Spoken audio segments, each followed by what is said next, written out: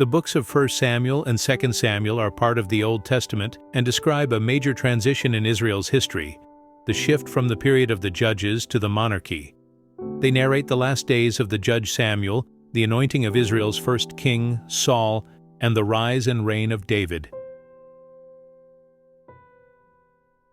The book of 1 Samuel marks the beginning of political and spiritual change in Israel.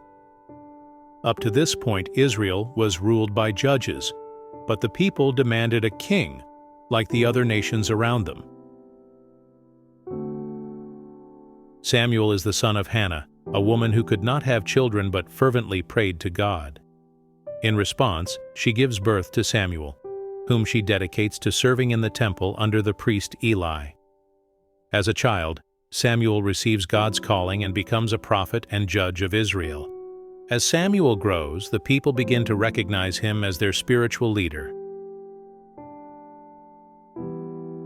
Israel asks for a king, wanting to be like other nations. Despite Samuel's warnings about the dangers of monarchy, God permits Samuel to anoint a king, and the choice falls on Saul, a man from the tribe of Benjamin. At first, Saul appears to be a good leader, but he becomes disobedient to God. Eventually, Saul is rejected by God for failing to follow divine commands, and Samuel is sent to anoint a new king. David, a young shepherd, is chosen by God and anointed by Samuel as the future king. David gains fame by defeating the giant Goliath, earning the people's respect.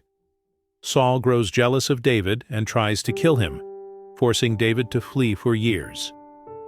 At the end of the book, Saul dies in battle, and David is ready to take the throne.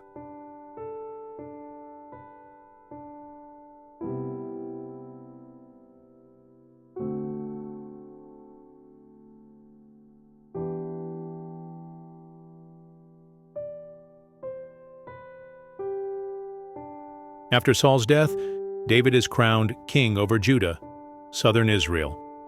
After conflicts with Saul's descendants, David becomes king over all of Israel. He moves the capital to Jerusalem, establishing it as the spiritual and political center. David brings the Ark of the Covenant to Jerusalem, strengthening the city's religious importance. He expands Israel's borders through successful military campaigns. God promises that David's descendants will rule forever, foreshadowing the coming of the Messiah, the Davidic covenant. David sins with Bathsheba, the wife of Uriah, and arranges for Uriah's death in battle. The prophet Nathan confronts David, who sincerely repents. However, his family suffers conflicts and tragedies as a consequence. One of his sons, Absalom, rebels against him but is eventually killed. David regains his authority but grows old. He conducts a forbidden census, leading to a divine plague on the people. He purchases a site where, later, his son Solomon will build the temple.